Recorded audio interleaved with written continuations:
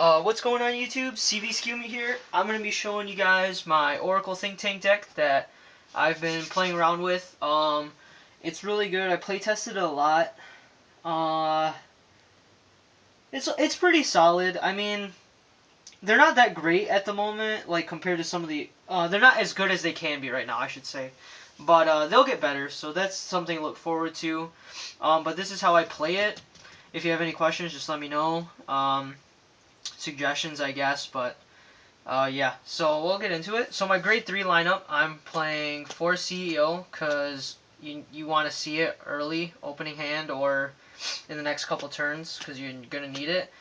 And then 3 Apollon. This is just draw. And 7 grade 3 seem to be really good right now. I used to play 8, but it's too much, and I think 7 is good. CEO is really busted. This card is nuts. It's amazing. I don't want to explain it just because I think a lot of people already know what it does anyways. But this is how I run it. They're like the only grade 3s that are really optimal. I don't want to play Coco just because that's really conflicting in this deck with CEO. So Coco is in a different build if you're running it. I don't run it though, so. But it's all good. It's all good. Grade 2s, I'm running 4 Silent Tom. Absolutely necessary. It's a total game changer.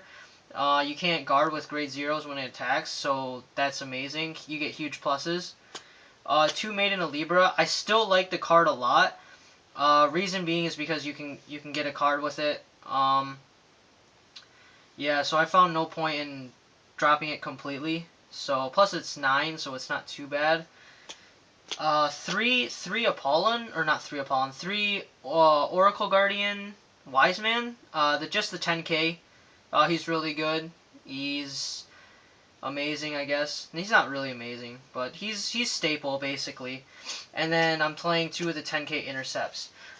Some people are gonna ask because I know you guys are. I know people who have commented and said this was a good idea. A lot of people like Mocha, and I don't really understand the idea behind Mocha just because it's nowhere near as good as this.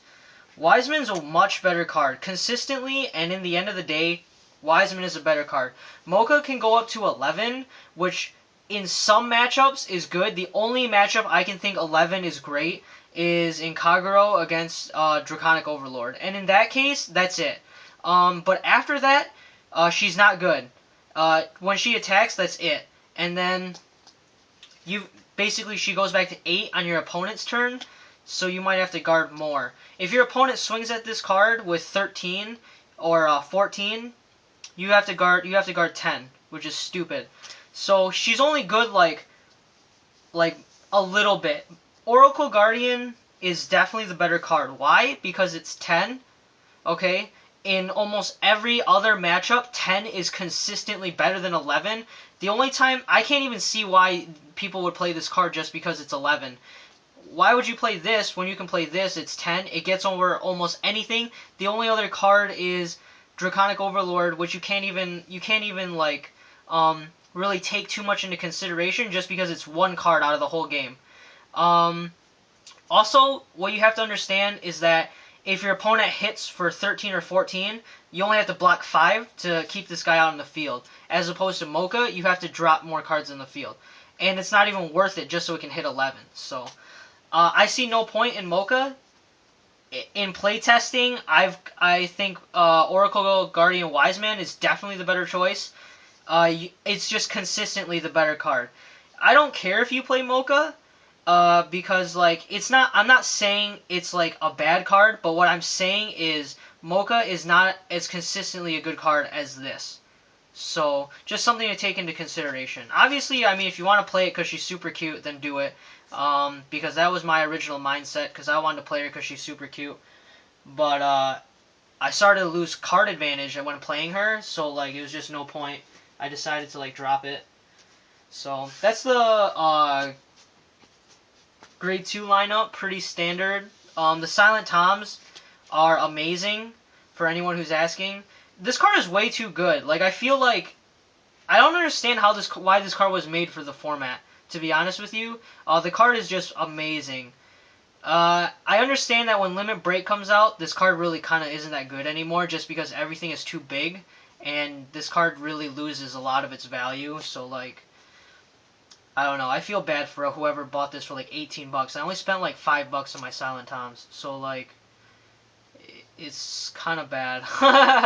But yeah, you just have to take into consideration that set 6 limit something force of limit break or breaker of limits or whatever. This card is not good against the whole new limit break mechanic. Everything is just way too big. You either got to be playing a limit break deck, or you're not going to be winning very often. Grade 1s, I'm playing 4 chocolate. Keep in mind the deck is very defensive and you draw a lot, so playing 4 is very optimal and very good. Then you're playing 4 Coco or Coca. I like this card. This card is amazing. This card is a mini Amaterasu on turn 1 or whenever you play it, so it's just really good all around. You can stack the deck up any way you'd like, or something you need or something you don't need, just put it on the top or bottom. So that's really good. Play 4 Miracle Gemini, 8k vanilla, it's good. And then last I play two of these Luckbirds and 2 Milk. I only play 2 Luckbirds because I really only have room to play 2 Luckbirds, and I don't really see its true value if you're playing it more than 2, because like obviously you can draw, I understand that, but the deck already draws a lot in general, so I feel like it's just overly excessive. Because like there's other cards that just win you games, and sometimes it conflicts with CEO and Cocoa. So like you need to play smart if you want to get the most out of the deck. I still like Luckbird though, but I just think I only have room for 2, and I'm still debating on playing more. But at the moment, I think 2 is very optimal and very good. So yeah. Trigger lineup: 4 heal. One of them is your starting. 4 crit. And then 8 draw. I don't want to play more than 4 crit because, like, I like the 8 draw, and when you look at it in the long run, the deck is meant to gain more cards, so you're basically gaining card advantage. And playing the extra crit, you kind of lose some of that card advantage. So I rather just stick true to the true to form and play the 8 draw. In most of my testing, the 8 draw is better than the 8 crit, or than the 8 crit, or even 6 crit in general, just because it complements, the 8 draw complements CEO a lot more, because CEO is a total game breaker with Silent Tom as well.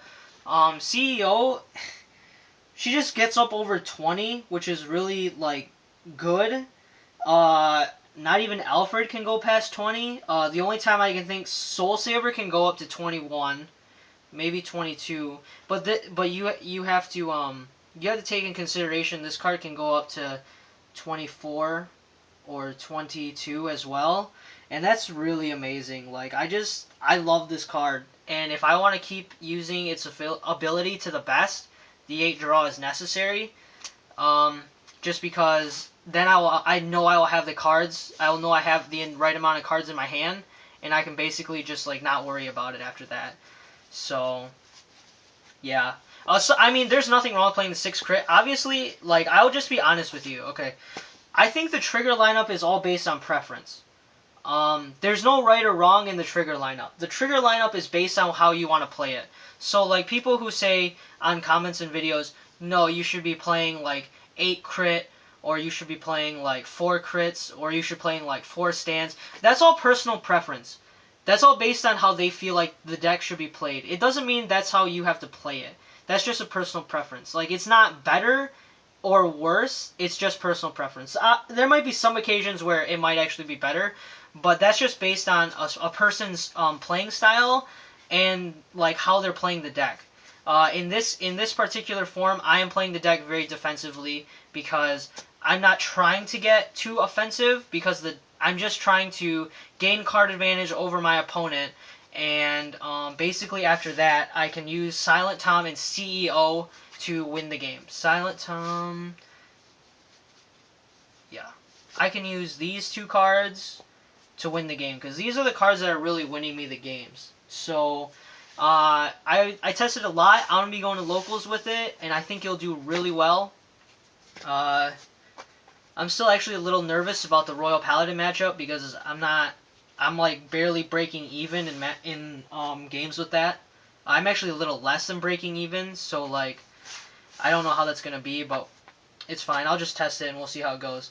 But yeah, guys, that's my deck. If you have any questions, let me know. Don't forget to comment, rate, subscribe, whatever you feel like doing.